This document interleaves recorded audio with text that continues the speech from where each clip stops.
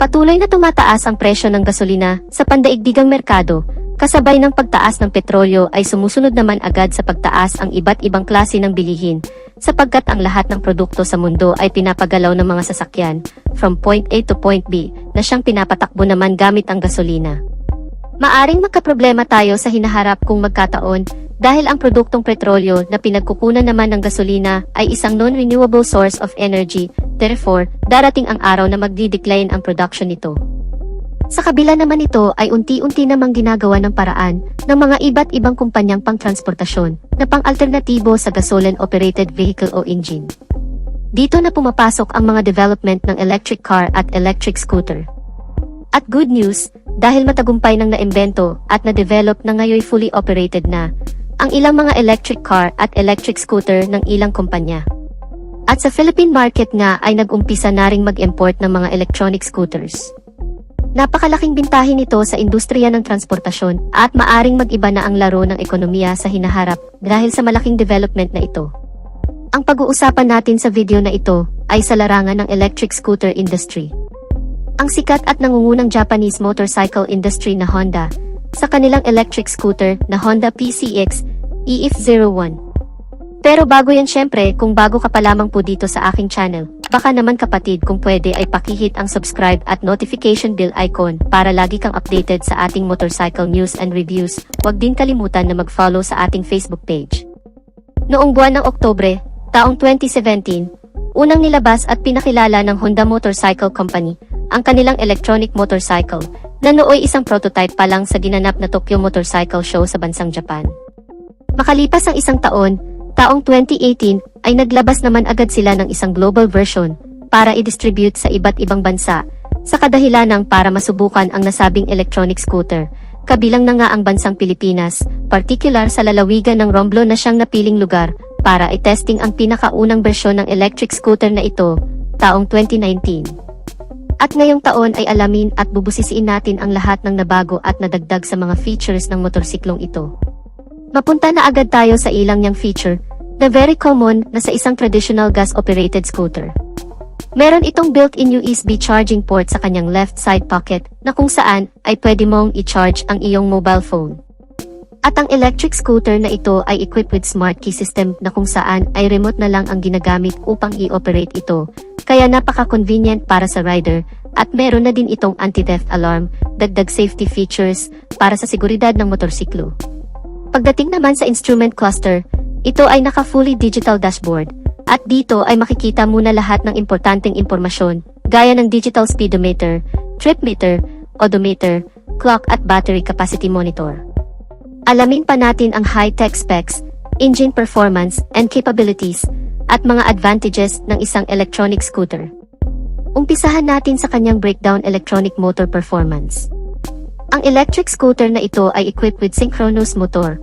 Ang ibig sabihin naman nito ay nagsisynchronize ang pag-ikot at bilis ng mga mechanical construction parts nito at nagkakaisang lumikha ng isang lakas at bilis na nagsisilbing enerhiya para mapaikot ang mga gulong para umabante ang motorsiklo. At ang kagandahan pa nito, ito ay equipped with built-in motor temperature protection para pigilan ang overloading ng electrical flow para maiwasan ang overheating ng electronic motor, kaya nakakasigurado kang napapanatili nitong stable at nasa magandang kondisyon at continuous ang pagtakbo ng motorsiklo. At bukod pa dyan, ito ay equipped with APM, ang Interior Permanent Magnetic, isang uri ng heavy-duty electronic motor, dahil ito ay mayroong integrated magnets na naka-built-in at nakaposisyon sa loob ng rotor, na nakakapagbigay ng pambihirang electromagnetic fields na nagpro-provide ng high performance at power sa bagong PCX, at ang electronic motor ng PCX EF01 ay nakakapag-provide ng maximum power na 5.6 horsepower at 5,500 revolution per minute. Mayroon naman itong maximum torque na 18 Nm at 500 revolution per minute. Dito ay mapapansin nyo agad ang kanyang maximum power at torque, kaya ganyan ang performance nito. Dahil ito ay nakadisenyo katulad ng isang 60cc motorcycle, at ito ay ginawa exclusively for home service, panghatid sundo, pangpasok sa trabaho, pang-market at marami pang iba. Ang electric scooter na ito ay hindi applicable sa long rides dahil ito ay nakadesign pang city riding conditions. Ang kagandahan naman ng PCX EF01 ay equipped with 2 removable lithium batteries at mayroon naman itong battery capacity na may kabuuang 21,700 mAh at nakakapag-provide naman ito ng high energy efficiency at high performance. Umaabot naman ang riding distance nito ng around 41 kilometers away bago malobat at meron naman itong power output na 50.4 volts at 20.8 amp hours. At compatible naman ito sa 100 volts AC plug, kaya napaka-convenient ng charging process nito dahil pwede mo itong i-charge direct sa outlet na parang isang mobile phones lang. Ang advantage naman ng removable battery ay pwede itong palit-palitan dahil ito'y detachable. Ibig sabihin ay napaka-convenient nito dahil ang mga batteries nito ay swappable at ito ay equipped with built-in overcharge protection na magpapanatili ng magandang kondisyon ng batteries ng mas mahabang panahon at pagdating naman sa charging capability, ito ay may two ways of charging options. Una, normal charging. Sa pamamagitan naman ito ay pwede mong i-charge ang electric scooter gamit ang kanyang charging cable direct sa outlet at tumatagal naman ito ng 6 hours bago ma-full charge. Pangalawa, fast charging. Sa pamamagitan naman ito ay pwede mong tanggalin ang dalawang battery sa motorsiklo at ito ay pwede mong i-charge separately gamit ang external charger at ito naman ay mas mabilis na abot lang ng 3 hours bago tuluyang ma-full charge ang battery. Ang kagandahan naman nito, ito ay mayroong 2 riding mode. Una ay ang eco mode. Ito ang nagsisilbing battery saving mode na kung saan ay nakakapagbigay ng mas mahabang riding distance at ito ay applicable sa low speed RPM na may average na 20 to 30 km per hour at ito naman ay umaabot ng approximately 45 km away. Pangalawa ay ang drive mode. Ang power mode o ang high speed RPM ay ang pinakamalakas at pinakamabilis na pagtakbo ng motorsiklo na umaabot ng 60 km per hour at meron naman itong riding distance na 40 km away. Mapunta naman tayo sa body dimensions. Ang PCX EF01 ay may habang 1,960 mm at may lapad naman itong 740 mm at may taas naman itong 1,095 mm at may wheelbase naman itong 1,380 mm at may ground clearance naman itong 132 mm, mayroon naman itong seat height na 760 mm. Ang bigat ng electric scooter na ito ay may kabuuang 144 kilograms. Pagdating naman sa body frame, ito ay naka-double steel cradle type na kung saan ay mayroon itong dalawang tubong nakasuporta magkabilaan at ito ay mas matibay at mas magaan, mas stable at nakakapagbigay ng mas magandang balanse sa motorsiklo sa kahit na anong riding conditions. Pag-usapan naman natin ang suspensions. Sa harapan, ito ay naka-telescopic fork. Sa likuran naman, ito ay mayroong dual shock with aluminum swing arm para sa mas stable at flexible na bouncing comfortable riding experience ng rider.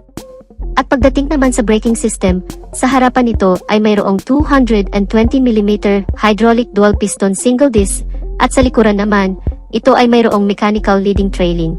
Sa madaling salita ay drum brake at ang kagandahan naman ito ay equipped with single channel ABS sa harapan. Ang anti-lock braking system ay nakakapagbigay ng smooth braking power sa motorsiklo kaya nakakasigurado kang safe ka kahit sa biglaang preno. Mapunta naman tayo sa wheels dimension. Sa harapan nito ay mayroong 100/80-14 at sa likuran naman, ito ay may 120/70-14 at ang lahat ng mga gulong nito magmula harap at likod ay naka-tubeless na lahat. Pagdating naman sa electricals magmula headlight, tail light, at turn signals ay naka-LED na lahat at ma-recognize mo agad na ito ay isang electric scooter dahil sa kanyang blue LED daytime running lights at meron na rin itong 30 liters of underseat compartment. Ngunit dahil dito nakalagay ang dalawang batteries, ay may natitira na lamang itong 8 liters available storage. Ang Honda PCX EF01 ay mayroong top speed na 60 km per hour at may riding distance naman itong 40 km away. Dumako naman tayo sa pinaka-last but not the least. Magkano naman kaya ang presyo ng isang Honda PCX electronic scooter na ito? Well, ang presyo ng bagong Honda PCX electric scooter sa bansang Thailand ay nagkakahalaga ng 57,000 Thai baht. At kung i-convert naman natin ito, direct sa Philippine peso, ito ay nagkakahalaga ng mahigit 90,000 pesos. Paalala lang, ito ay isang direct conversion lamang na presyo from Thailand money to Philippine money. Hindi pa ito ang pinaka-sure at pinaka-final na price at syempre maari pa rin niyang tumaas o bumaba, depende sa proseso at sa mga taxes na ipapatong sa scooter na ito pagdating nito sa Pilipinas. So anong masasabi niyo mga kamoto sa electric operated scooter ng Honda? ang Honda PCX EF01. Plano mo bang kumuha nito pag dumating na ito sa Pilipinas? Just comment your thoughts and opinion in our comment sections below. At dito na natin tatapusin ang video natin mga ka-Wizard Moto. Sana nagustuhan ninyo ang video, at kung nagustuhan nyo ay pakipindot ang like button bilang suporta na rin sa ating channel, at sa mga hindi pa nakasubscribe ay inaanyayahan ko kayo kapatid na mag-subscribe sa aking channel, para lagi tayong updated sa mga videos na i-upload ko pa. Maraming salamat sa walang sawang pagsuporta. Ride safe and God bless.